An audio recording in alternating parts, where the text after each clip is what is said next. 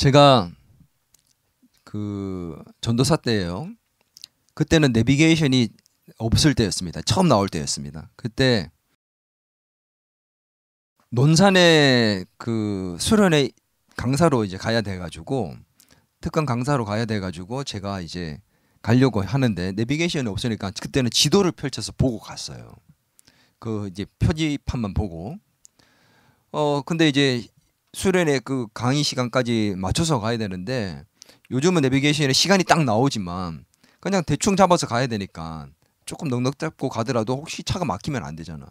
출발을 했는데 빨리 가려고 그래도 최대한 빨리 도착해서 여유 있게 준비하면 좋으니까 그래서 그때 차를 타고 이제 움직였습니다. 열심히 갔습니다. 논산으로 열심히 이제 달리고 있는데 이게 논산 표지가 점점 가까워져 가야 되는데 가면 갈수록 자꾸 부산이 가까워지는 거야. 반대 방향으로 지금 열심히 달려가고 있었던 거예요. 그래서 이 고속도로를 올릴 때에 제가 잘못 올려가지고 다른 방향으로 열심히 달려갔던 거예요. 여러분 어떻게 됐을까요? 점점 멀어졌으니까 그것을 중간에 깨닫고 다시 내려서 턴해가지고 갔던 기억이 있습니다. 아슬아슬하게 도착해서 강의를 했던 경험이 있어요. 제가 왜 갑자기 이 얘기를 하냐면 방향이 틀리면 열심히 가면 갈수록 멀어지고 틀리게 됩니다. 모든 사람은요 자기가 원하는 것을 이루기 위해서 열심히 살아요. 그리고 빨리 이루고 싶어 합니다. 그래서 더 열심히 살고 더 빨리 달리려고 합니다. 그런데 방향이 틀리면 방향이 잘못되면 빨리 달리면 달릴수록 열심히 살면 살수록 잘못된 길로 가게 된다는 거죠. 빨리 달리는 것보다 더 중요한 것이 있다면 바로 바르게 가는 것입니다. 한번 인사할까요? 빠른 것보다 바르게 가는 것이 중요하다. 속도보다 방향이 중요하다는 겁니다. 한 번 더 합니다. 속도보다 방향이 중요합니다. 근데 한번 물어봅시다. 여러분은 속도가 중요합니까? 방향이 중요합니까? 솔직히 대부분 많은 사람들이 빨리, 특히 우리 한국인들은 빨리 이루어졌으면 좋겠다 생각합니다. 그러다 보니 방향은 생각하지 않고 그때 일단 열심히 달리고 봅니다. 근데 나중에 보면 아차 하고 보면 너무 멀리 가 있는 거지. 그래서 오늘 말씀을 들으면서 우리를 점검하는 시간을 좀 가져야 된다고 생각합니다. 내가 잘 가고 있는가? 바르게 가고 있는가? 나는 이렇게 지금 열심히 뛰고 있는데 바른 방향으로 열심히 뛰고 있는 게 맞는지? 맞으면 열심히 뛰면 돼요. 근데 틀렸다면 우리는 궤도 수정을 하고 턴해서 다시 달려야 합니다. 오늘 우리가 말씀 속에서 우리 자신을 좀 돌아볼 수 있는 시간이 됐으면 좋겠습니다. 예수님께서 세례를 받고 난 다음에 광야에서 시험을 받으셨습니다. 여러분 이제 누가복음 이 강의 통해서 강의를 통해서 여러분들이 이제 들어왔는데 시험을 받으신 이후에 본격적으로 이제 사역을 시작하셨죠. 예수님이 처음 초기 사역을 하실 때 처음 이제 사역을 하시는 그 장소에서 앞으로 예수님이 하실 모든 사역들을 딱 집약해서 딱 보여주셨습니다. 말씀을 가르치시는 사역, 병자를 낫게 하시는 사역, 귀신을 내쫓는 사역, 또 전도하시는 사역, 이 사역 이 핵심을 오늘 이 예수님 초기 사역에 다 보여주셨어요. 내가 앞으로 이런 사역들을 할 것이라는 것을 세례를 받고 마귀에게 시험을 당하신 이후에 말씀을 증거하는 사역부터 시작해서 쫙 보여주셨습니다. 그래서 우리 지지난 주였나요? 하나님의 그 말씀의 능력으로 사는 사람들에 대한 설교를 들었잖아요. 근데 그 설교가 지금 날아갔습니다. 녹음이 제대로 잘못돼가지고 날아갔어요. 한 번도 그런 일이 없었는데 참 왜 그랬을까? 우리가 이제 원인을 분석해봤더니 장비의 문제가 아니고 마귀의 장난이었다. 왜 그럴 수밖에 생각할 수 없느냐? 그때 설교 핵심이 뭐였어요? 마귀의 정체를 드러내는 거였거든. 하나님 말씀이 선포될 때 그 회당 가운데서 예수님의 회당 가운데서 말씀을 선포할 때 초기 사역에 그 회당 안에 있었던 귀신 들렸던 자가 그 정체가 드러나고 저는 그 설교를 통해서 마귀의 정체를 여러분에게 소위 속된 말로 까발렸습니다. 자기의 정체가 완전히 드러났습니다. 근데 마귀가 그 설교를 세상에 나가지 못하도록 막아버렸어요. 참 마귀가 그렇게 장난질 치는 거 보면서 우리 예배 가운데도 그렇게 똑같이 그날 우리가 내가 설교한 그대로 똑같이 그렇게 장난치고 역사한 거지. 참 소름 돋고 섬찟한 일이었습니다. 예수님께서 가버나움 회당에서 말씀을 가르쳤고 그때 권위 있는 가르침 속에서 사람들은 놀랐으며 그 가르침은 기존의 서기관들과 달랐죠. 기억납니까? 기존의 패러다임을 뒤집어 엎고 생각을 전환시키는 충격적인 가르침이었다. 그래서 사람들의 생각과 삶을 변화시켰고 결국 그 안에 귀신 들린 자들이 그 정체를 드러내고 그 귀신으로부터 자유케 되는 역사를 경험하게 됐다. 말씀의 능력 앞에 사는 자의 모습을 보여줬습니다. 그리고 난 다음에 예수님께서 그 회당에서 나오셔가지고 가신 곳이 어디냐? 바로 베드로와 야고보의 집이었습니다.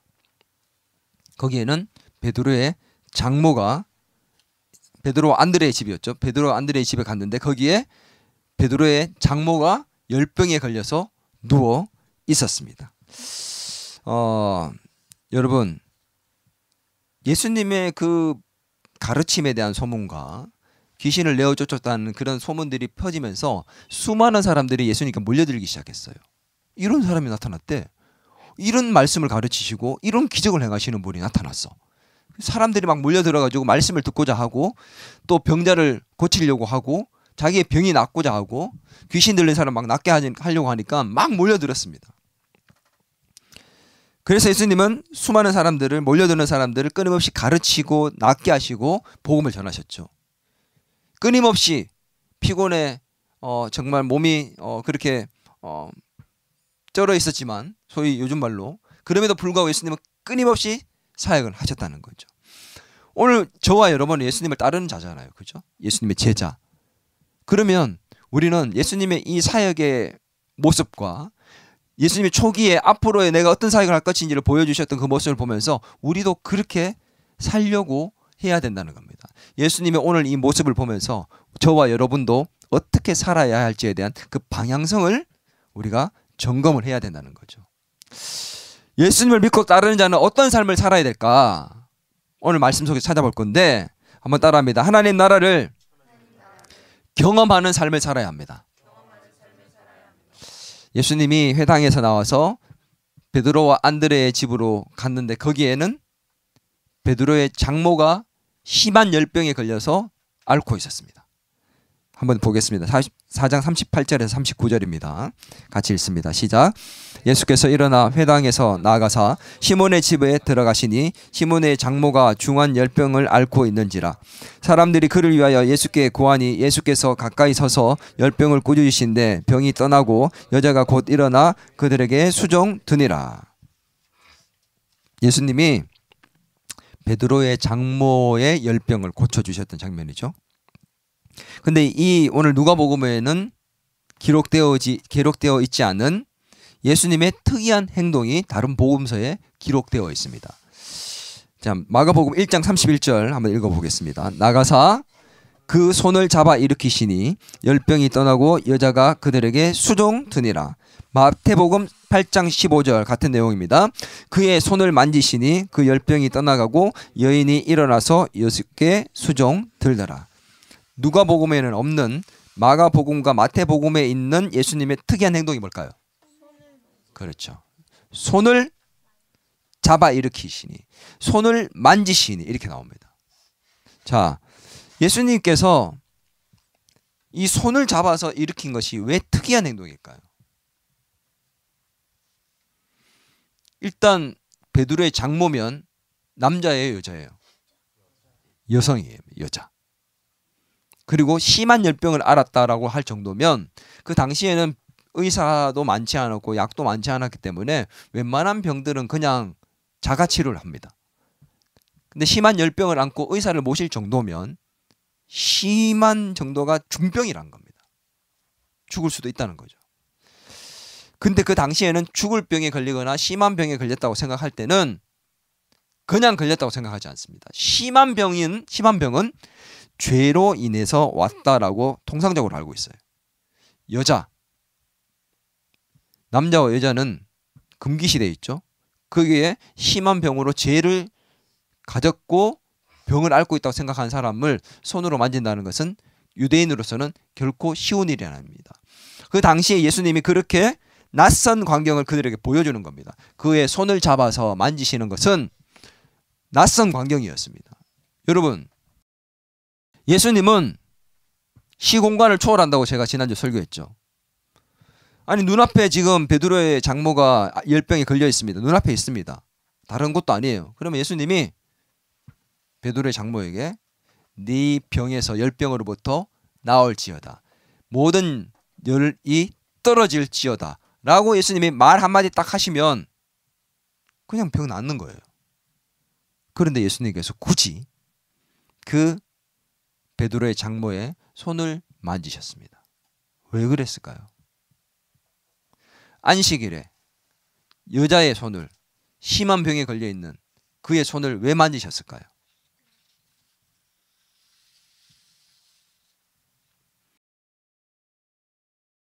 지금 이 여자가 누구라고요?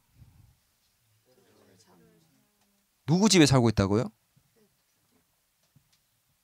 보통 그 집에는 누가 살아야 정상이죠? 부모님이랑 살면?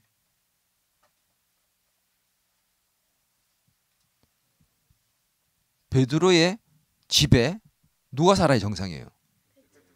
베드로의 어머니가 사는 게 정상이에요. 근데 베드로의 장모가 거기 같이 살았다는 것은 그 당시로 볼 때 남자 자녀가 있고 남편이 있으면 그 여자를 책임집니다. 남편이. 없으면 아들이 책임지고. 그러면 이 지금 장모는 있다는 얘기, 없다는 얘기예요? 없다는 얘기예요. 남편도 없고 아들도 없다는 얘기예요. 그래서 베드로가 지금 책임을 지고 있는 겁니다. 이 여인이 어떤 삶을 살아왔을지 눈에 선하죠. 예수님은 이 여인을 불쌍히 여기시는 모습을 일단 보여주시는 겁니다. 그리고 또 한 가지는 뭘까요? 보세요. 모든 사람은 그렇게 생각합니다. 흠이 있고 죄가 있고 나병 환자들, 문둥병 환자들, 그리고 뭐 누구든지 간에 죄 있는 사람을 만지면 죄가 나에게도 와서 더러워지기 때문에 꺼려하고 멀리합니다. 그래서 문둥병 환자들이 자기가 나병 환자 이렇게 외치고 다녔다는 거예요. 그만큼 나를 가까이 하지 마라, 만지지 말라 했다는. 근데 예수님 만졌잖아요. 왜 만졌을까요? 어떻게 만질 수 있었을까요? 더러워지는데 만지면 더러워질 수 있잖아요. 왜냐? 그분이 깨끗함의 원천이에요. 거룩함의 원천입니다. 치유의 원천입니다. 그분을 만지면 그분이 깨끗해지는 게 아니라 그분 때문에 이 사람이 오히려 깨끗해지는 거예요. 더러워지는 게 아니라 내가 만지면 나는 더러워질 수 있는, 나는 사람이지만 예수님은 하나님이시기 때문에 예수님이 그 여인을 만지면, 나병 환자를 만지고 병자들을 만지면 치유의 원천이기 때문에 내가 옮는 게 아니라 우리는 옮잖아. 우리는 병든 사람을 만나면 우리가 그 병을 옮습니다. 그죠? 근데 치유의 그 자체이신 그분을 만나면 우리는 그분 때문에 우리가 낫게 되는 겁니다. 이해가 됩니까? 지금 이게 무슨 말인지? 예수님이 그 여인을 만지시는 것은 그가 거룩함의 원천이고 그가 치유의 원천이라는 것을 보여주는 거죠. 실제로 그렇습니다. 예수님은 앞으로 수많은 사역들에게 많은 사람들을 만지셨어요. 눈을 만지시고 손을 대시고 직접 시체까지 어루만지시면서 그렇게 예수님이 그가 거룩함의 원천임을, 근원임을 보여주시고 치유의 근원임을 보여주셨다는 거죠. 예수님 그렇게 치유하셨습니다. 그래서 보면은 온갖 병자들이 다 그들에게 모여들게 됐어요. 그에게 모여들게 됐습니다. 4장 40절에 보면 해질 무렵 사람들이 온갖 병자들을 데리고 나오매 예수께서 일일이 어떻게 했다고요? 그 위에 손을 얹으사 고치신. 굳이 이렇게 할 필요 없어요. 근데 예수님 말씀으로 할 수 있지만 손으로 다 만지시며 고쳐 주셨습니다. 의도성이 있는 거죠. 예수님은 그렇게 우리의 약하고 병든 부분을 고치고 회복시키십니다. 아멘. 이게 지금도 일어난다니까요. 이 사실을 우리는 믿어야 되는 줄 믿습니다. 뿐만 아니라 많은 귀신 들린 사람들을 고치셨습니다. 4장 41절 여러 사람에게서 귀신들이 나가며 소리질러 이르되 당신은 하나님의 아들이니이다. 예수께서 꾸짖으사 그들이 말함을 허락하지 아니하시니 이는 자기를 그리스도인 줄 알미르라. 마귀에게 사로잡히고 포로된 자들을 다 자유케 하시고 해방시키셨습니다. 갑자기 이런 사람이 등장을 한 거예요. 말씀을 가르치는데 보통 사람과 다르고 충격적으로 우리의 패러다임을 바꿔주시고, 근데 그분이 말씀만 잘 전하시는 게 아니라 병자도 만지면 다 고치는 거야. 이리 와봐 이리 와봐 이리 와봐. 만지면 다 고쳐지는 거야. 귀신 들린 자도 막 다 쫓겨나고. 그래서 병자도 고치고 귀신 열린 자도 다 고치셨습니다. 왜 예수님은 병자를 고치시고 귀신 들린 자들을 다 치유해 주셨을까요? 그 이유가 뭘까요? 수많은 병자와 귀신 들린 자들을 치유하셨습니다.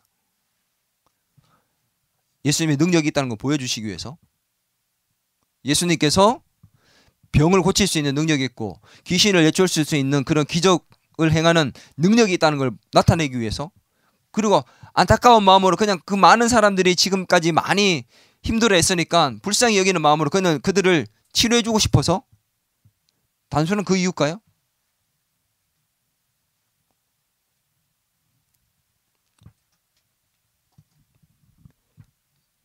첫 번째는 예수님이 등장하심으로 말미암아 예수님은 이 병자를 고치시고 귀신을 내어 쫓는 것 통해서 자기가 누군지를 드러내십니다. 마태복음 8장 27절 같이 읽겠습니다. 시작. 이는 선지자 이사야를 통하여 하신 말씀에 우리의 연약한 것을 친히 담당하시고 병을 짊어지셨다 함을 이루려 하심이더라. 하나 더 읽겠습니다. 4장 17절에서 18절입니다. 누가복음. 선지자 이사야의 글을 드리거늘 책을 펴서 이렇게 기록된 데를 찾으시니 곧 주의 성령이 내게 임하셨으니 이는 가난한 자에게 복음을 전하게 하시려고 내게 기름을 부으시고 나를 보내사 포로된 자에게 자유를, 눈먼 자에게 다시 보게 함을 전파하며 눌린 자를 자유케 하고. 자기가 누구라는 거예요 지금. 내가 선지자들이 예언한 메시아다 라는 것을 행동을 통해서 드러내기 시작하는 겁니다. 자, 예수님께서 이 땅에 오셨고, 자 보세요. 예수님께서 이 땅에 오셨고 세례를 받으시고 마귀의 시험 받은 이후에 본격적으로 사역을 하기 시작하시면서 여기에서 시작된 게 있습니다. 예수님 이 땅에 오시고 사역을 본격적으로 시작하면서 뭐가 시작이 됐을까요? 예수님의 사역이 시작되면서 뭐가 함께 시작됐냐? 하나님 나라가 이 땅에서 시작된 겁니다. 예수님이 통치하시고 다스리시는 그곳, 그것이 하나님 나라인데, 하나님 백성이 있고 통치가 있고 다스리는 영역이 있으면 그것이 하나님 나라인데, 예수님이 병자를 치유하시고 귀신을 내어 쫓고 복음을 전하시고 하나님 말씀을 선포하시는 그 시작과 함께 하나님 나라가 이 땅에서 시작되는 거예요. 그 말은 뭐냐? 여러분, 하나님 나라가 어떤 나라입니까? 하나님 나라 천국 가면 아파요, 안 아파요? 아플 수가 없어요. 죄를 지을 수 있어요, 없어요? 지을 수가 없어요. 거짓말을 할 수가 있어요, 없어요? 없어요. 도둑질도 못하고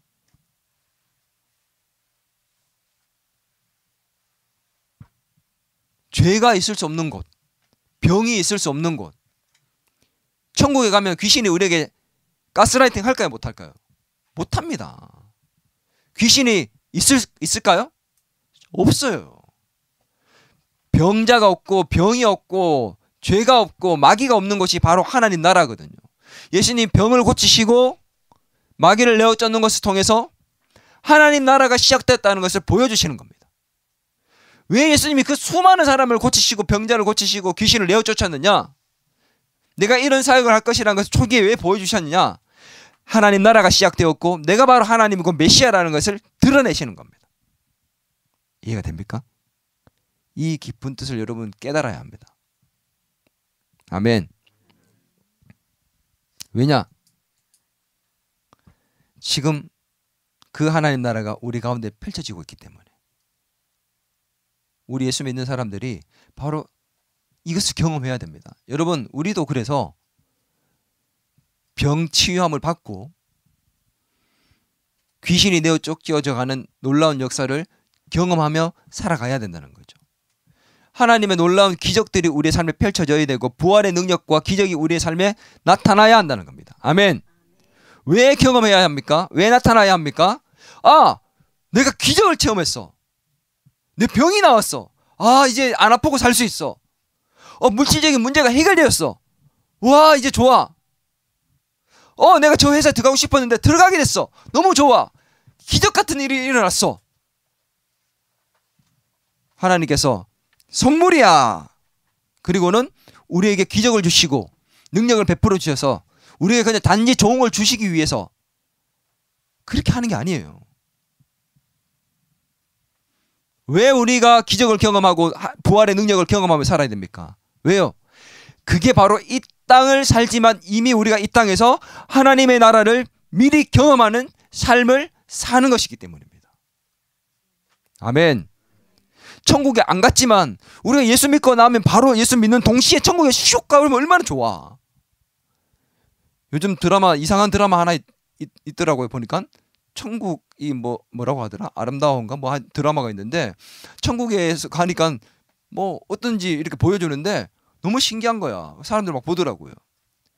여러분, 우리가 천국에 직접 바로 가 있진 않지만 이 땅에 살면서 우리가 천국에서의 삶을 경험할 수 있다고요. 천국 가면 힘들고 어려운 게 있어요, 없어요? 항상 기쁘고 항상 행복하고 항상 감사하죠. 그런데 성경은 뭐라고 합니까? 범사에 감사하고 항상 기뻐하라 합니다. 말도 안 되는 얘기! 그 일이 우리에게 일어난다니까요. 바울이 그렇게 살았어요. 손영호 목사님은 그렇게 사셨습니다. 자기 아들을 죽인 원수를 용서하시고 자기 장자 삼으셨잖아요. 이런 일이 일어난다고요. 그게 천국의 삶입니다. 하나님 나라를 미리 경험하는 삶을 살아야 하는 것이 바로 저와 여러분의 삶입니다. 아멘. 여러분, 지금도 병자가 치유받는 역사가 나타난다고 제가 얘기를 했죠. 여러분도 자잘한 병들도 많이 고칠 수 있었겠지만, 고침 받은 적이 있겠지만, 제가 예전에 한번 얘기했습니다. 제가 대구에서 사역할 때였어요. 훈련을 가르칠 때인데, 전도 훈련을 가르치고 있었는데, 제가 이제 가르치는 그 성도님들 중에 한 분이 다크서클이 막 입까지 내려와 있는 거야. 그래서 제가 시작하기 때문에 좀 한번 물어봤습니다. 누구누구 집사님, 왜 이렇게 피곤해 보이십니까? 라고 얘기했더니 제가 며칠째 잠을 못 잤다고 하는 거예요. 이제 가만히 얘기 들어봤더니만 불면증으로 10년째 약을 먹고 있고 요 근래에는 더더군다나 이 약이 말을 안 들어서 더 많이 먹어야 되는 상황이 이르렀는데 요 며칠은 한 2, 3일 동안 더 잠을 못 자가지고 지금 너무 피곤합니다. 완전히 비몽사몽입니다. 라고 얘기하더라고. 근데 그렇게 앉아가지고 예배를 그 강의를 듣고 있는데 훈련을 받는데 제가 딱 봐도 막 의지를 갖고 이렇게 듣고 있지만 이게 비몽사몽이에요. 너무 안타깝게 보이더라고. 이제 앞자리에 앉아 계신데. 그래서 제가 끝나고 기도 한번 해주고 싶은 그런 막 불쌍히 여기지는 마음이 있어서 집사님에게 가시려고 할 때 제가 잠시 좀 기도해드리고 싶습니다라고 얘기하고 옆방에 모셔가지고 제가 그분 머리에 손을 얹고 안수 기도를 해줬습니다. 너무 진짜 불쌍히 여기는 마음이 생기더라고. 10년 동안 그 약을 끊지를 못하고 더 이제 많이 처방을 받아가며 살아왔고 지금은 그 약도 잘 안 들어서 잠을 못 잔다고 하니까 그 우울증으로 인한 그 불면증 때문에 잠을 못 잔다 하니까 사람이 잠을 못 자면 너무 힘들거든요. 그래서 제가 기도를 이제 그날 해줬습니다. 그분이 그날 기도를 받고 난 다음에 집에 갔는데 갑자기 잠이 막 엄청나게 쏟아지더래요. 그래가지고 너무 갑자기 잠이 쏟아져가지고 잠을 잤는데 24시간 이상 자버렸대. 자기가 10년 동안 그렇게 자본 적이 없대요. 그래서 너무 감사하다고 저한테 전화가 왔어요. 목사님 기도받고 난 다음에 제가 집에 가서 완전히 너무 잠이 쏟아져서 잠을 잤는데 24시간 이상 자버렸다는 거예요. 이렇게 푹 잔 적이 없대. 약을 안 먹고. 근데 놀라운 일이 뭔지 알아요? 그 다음 주 강의를 훈련을 받으러 왔습니다. 일주일 뒤에. 그분이 얘기합니다. 목사님 문제가 생겼대요. 왜요? 무슨 문제가 생겼냐? 목사님 기도받고 난 다음에 잠이 너무 많이 와가지고 문제가 됐다는 거야. 지금 이제 잠이 너무 많이 온대. 시시때때 잠이 와가지고 지금 막 잠이 너무 많이 와서 문제입니다 얘기하더라고. 그날 이후로 정말 그분이 그날은 약을 먹어야 되겠다는 생각도 못할 정도로 그냥 꼬꾸라져서 잠을 잤는데 그때 이후로 약을 단숨에 그냥 끊어버렸다는 거예요. 약을 안 먹어요. 3개월이 지난 이후에 제가 그 집에 신방을 갔습니다. 궁금할 거 아니야. 이제 그때 일시적으로 그냥 그랬는 건지 진짜 깨끗하게 나왔는지. 3개월 뒤에 갔는데 그분이 얘기하더라고요. 목사님 이제 저 약 안 먹어요. 잘 잡니다. 그때 이후로 진짜 잠이 계속 쏟아져가지고 너무 피곤해가지고 틈만 나면 이제 잠자려고 합니다. 얘기하더라고. 근데 나왔어. 1년 뒤에 신혼부부인데 한 여자가 비슷한 증상으로 우울증으로 남편과의 이혼을 앞두고 있는 여자가 또 7년 동안 약을 먹고 있다는 얘기를 들었습니다. 하하. 왜 자꾸 이런 사람을 보내주실까? 제가 또 마음에 어떤 마음이 들었을까요? 기도해주고 싶은 마음이 생겼어요. 이혼 직전까지 갔습니다. 남편 때문에 잠 못 잔대. 제가 이런 사례가 있었는데 제가 뭐 능력은 없지만 한번 또 기도해주고 싶습니다. 했습니다. 그날 또 그 똑같은 장소에서 똑같이 기도해줬습니다. 어떻게 됐을까?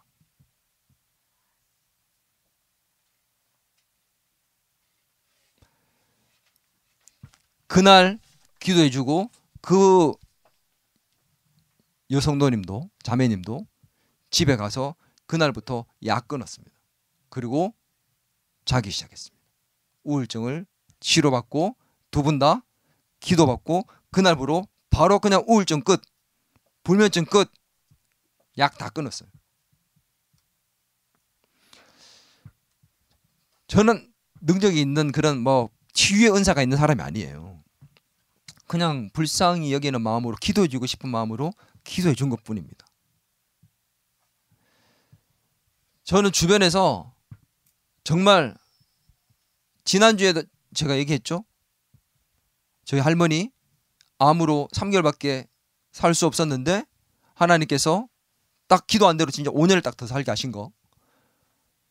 치유의 역사가 일어나고 있고 제 눈으로 귀신이 눈앞에서 쫓겨나간 걸 보고 특히 선교지에서 더더군다나 실제로 눈먼 자가 눈을 뜨고 안전병이가 일어나고 실제로 그런 일들이 선교지에서 일어나고 있고 병자가 치유받고 귀신이 떠나가고 있다니까. 잘 안 믿기지. 그래서 지금 그런 일들이 지금도 현지에서 일어나고 있는데 왜 일어나느냐 이거지. 왜? 우리 삶에도 기적 같은 일들이 많이 일어나는데 왜 기적이 일어나냐 이거지. 좋은 걸 주시기 위해서가 아니라 하나님 나라를 경험하며 살게 하기 위해서입니다. 아멘. 천국을 미리 맛보는 삶을 사는 겁니다. 우리는 그렇게 살아야 하는 겁니다. 아멘.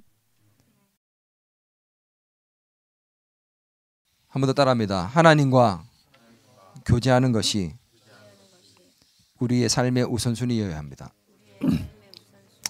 예수님이 아침에는 회당에서 가르치시고 그 회당에서 나온 귀신을 내쫓았습니다. 거기에서 나와서 오후에는 베드로의 장모의 집에 들어가서 베드로의 장모의 열병을 고치셨습니다. 그 소문들이 나면서 귀신 들린 자들, 각종 병든 자들이, 병든 자들이 다 모여들었대요. 그래서 예수님이 계속 그들을 일일이 손 얹어서 다 치유했다고 나옵니다. 저녁에는 그렇게 치유하면서 보냈습니다. 그러면 그 다음날 하루는 좀 푹 쉬어야 되는 거 아닙니까? 그죠? 근데 예수님 어떻게 한 줄 아닙니까? 4장 42절입니다. 시작. 날이 밝음에 예수께서 나오사 한적한 곳에 가시니.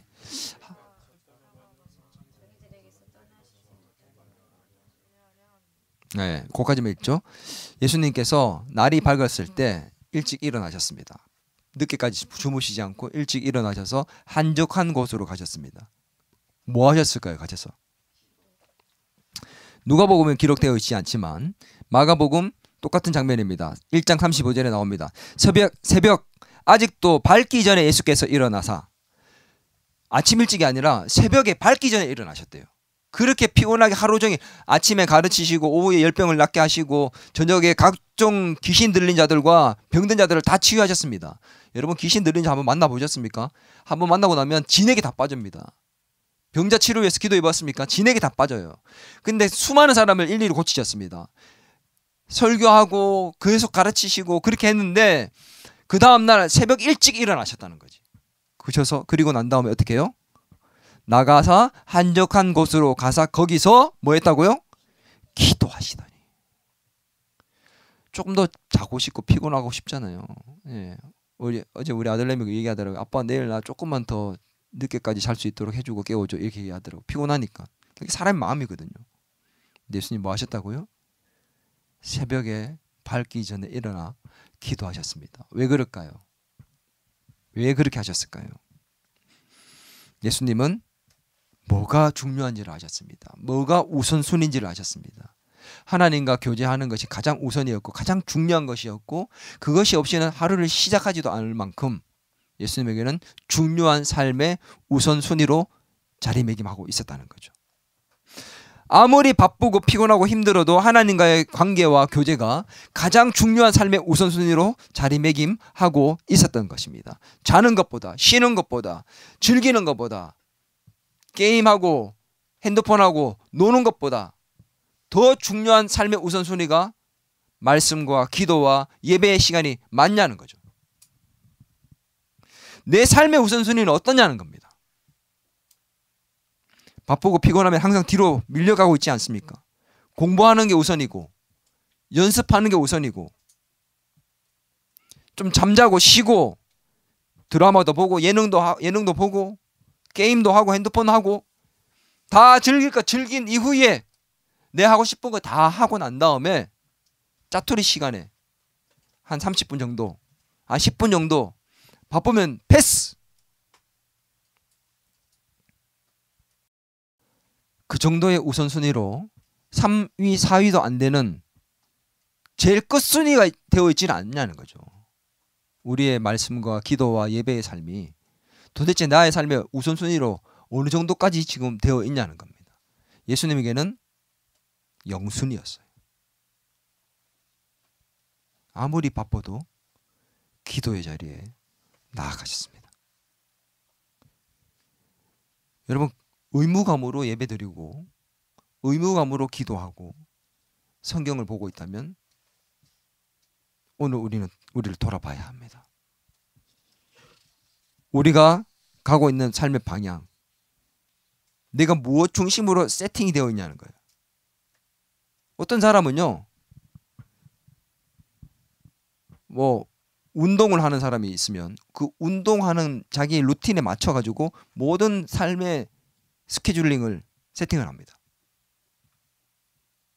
몇 시에 내가 딱 운동을 해야 되겠다. 그러면 약속도 다 그렇게 다 거기에 맞춰서 세팅을 해요. 연습을 해야 되는 게 있으면 그 연습에 맞춰서 다 세팅을 합니다. 뭐가 우선순위가 나의 삶의 1순위가 뭔지에 따라서 그걸 세팅해 놓고 그 다음에 나머지를 돌려요. 여러분의 가장 중심에 뭐가 있냐는 겁니다. 여러분의 삶의 우선순위와 중심에 뭘 핵심으로 놓고 나머지 스케줄링을 하고 있느냐, 루틴을 만들고 있느냐, 뭐가 가장 핵심에 들어가 있습니까? 그 핵심 이후에 돌리고 있는 것들 중에 하나로 예배가 있고 기도가 있고 말씀이 있는 게 아닙니까?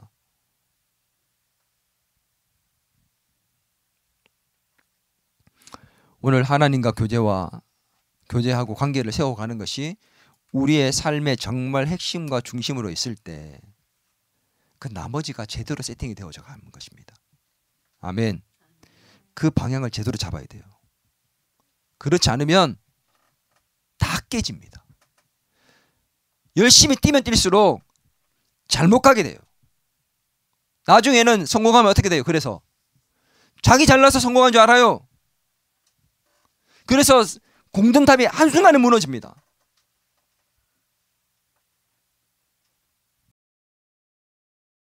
우리는 우리의 삶의 우선순위를 바르게 세워야 하는 것입니다. 그리고 그것을 통해서 어떻게 해요? 소명자의 삶을 살아가야 하는 것입니다. 날이 밝음에 42절입니다. 예수께서 나와서 한적한 곳에 가시니 무리가 찾다가 만나서 자기들에게서 떠나시지 못하게 만류하려 하매. 사람들이 말렸습니다. 예수님은 이른 아침부터 찾아서 떠나지 못하게 말씀도 전해주시고 병도 낫게 해주시고 귀신도 쫓아내달라고 더 우리와 함께 하자고 했습니다. 제자들도 자기가 모든 걸 버리고 예수님을 따랐는데 그 예수님이 가르치는 걸 보니까 우와, 저렇게 똑똑한 분이었어? 저런 사람이었어? 근데 갑자기 막 귀신을 내어줬고 병을 막 만질 때마다 막 다 낫는 거야. 이야, 대박. 이분하고 함께하면 우리 이제 끝났다. 우리는 이제 아프지도 않을 거고 대박. 이분 이제 왕 될 것 같은데. 자기들이 막 주목받기 시작합니다. 오, 저 사람 저 예수님이랑 같이 다니는 제자야. 오, 우리 예수님, 우리 스승님, 나 이런 스승님 만나고 있다. 아, 얼마나 좋아. 사람들이 막 말리고, 아, 가지 마세요. 함께 해주세요. 사인해 주세요. 아, 줄을 서시오. 예수님, 팬 사인해. 짝짝짝.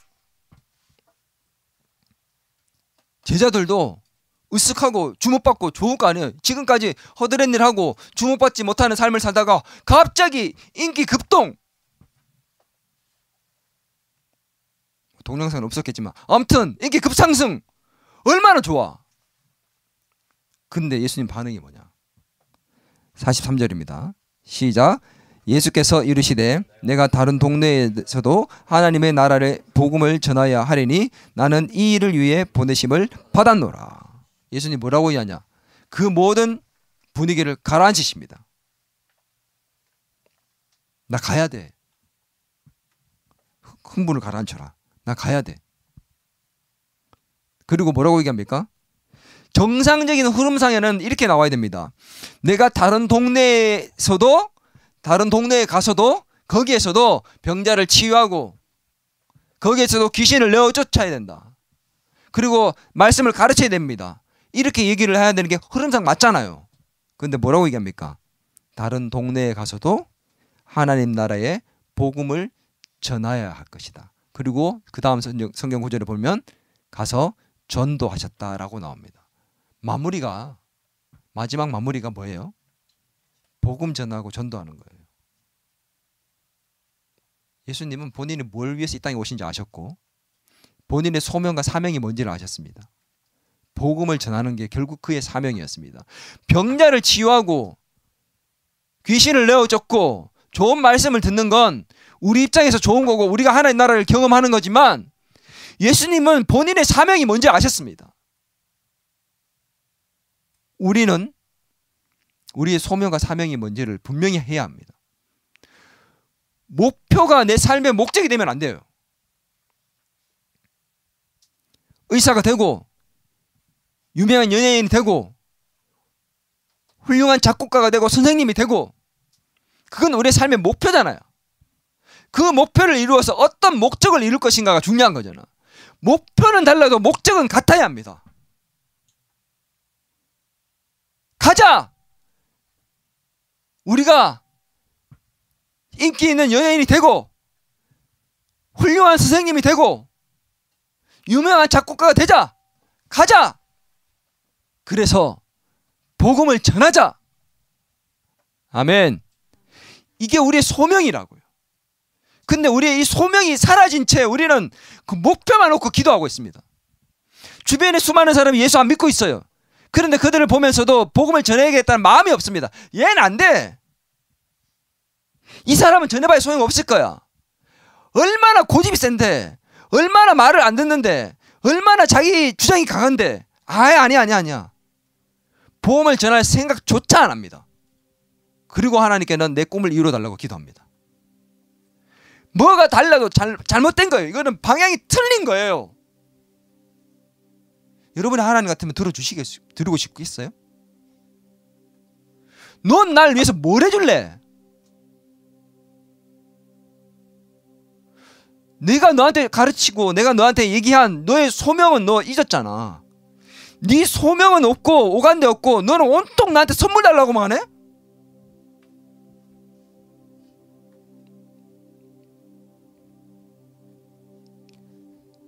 여러분, 우리는 소명자의 삶을 살아야 됩니다. 목표는 달라도 우리 모두의 소명은 같습니다.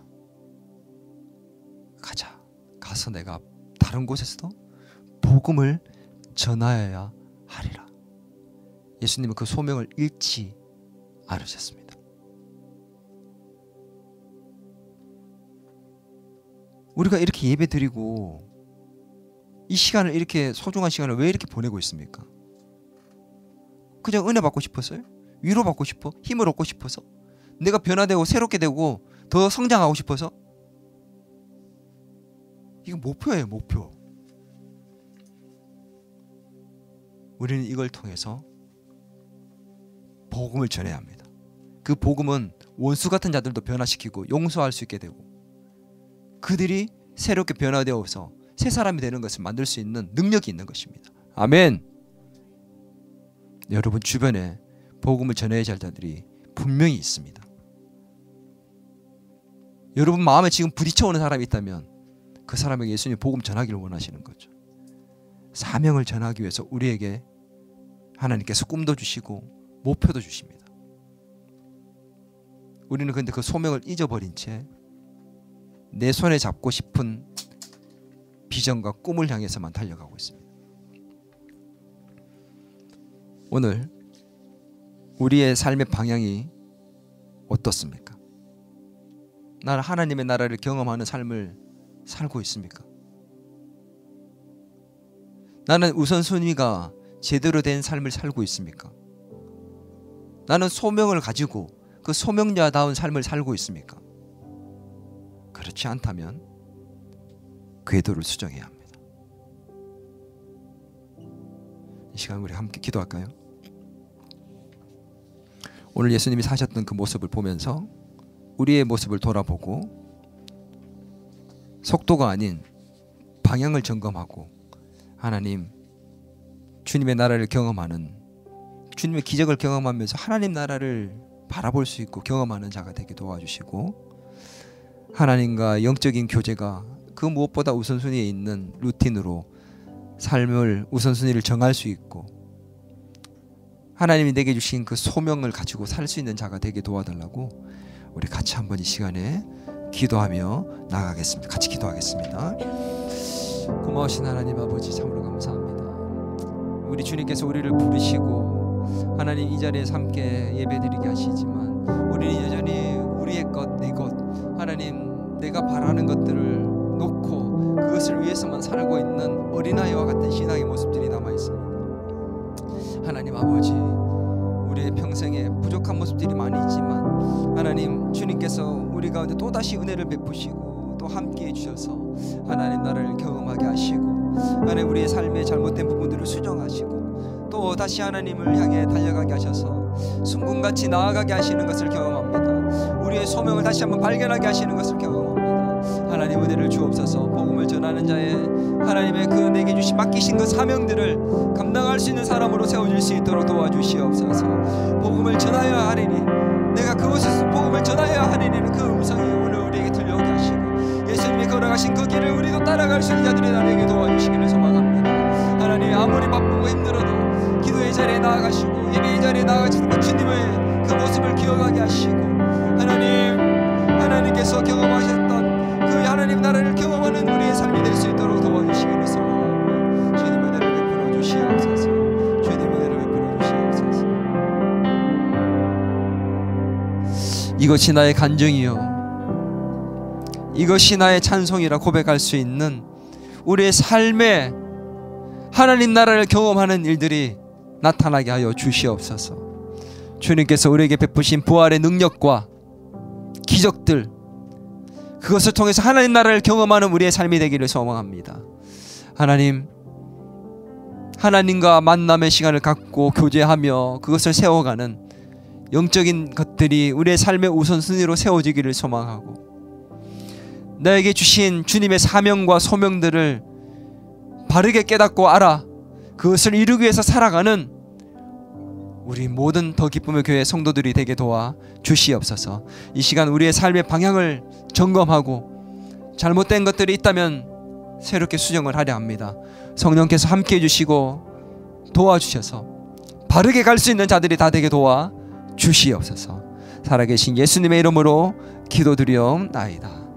이제는 우리 주 예수 그리스도의 은혜와 하나님 아버지의 크신 사랑과 성령님의 감화 감동 위로 교제 충만하심의 역사가 오늘 우리의 삶의 방향을 점검하고 주님이 기뻐하시는 삶의 바른 방향으로 가기를 소망하는 더 기쁨의 교회 모든 성도들과 교회와 지금 잘못된 방향으로 가고 있는 이 나라와 이 민족 위에 이제로부터 영원토록 함께 하시길 간절히 축원하옵나이다.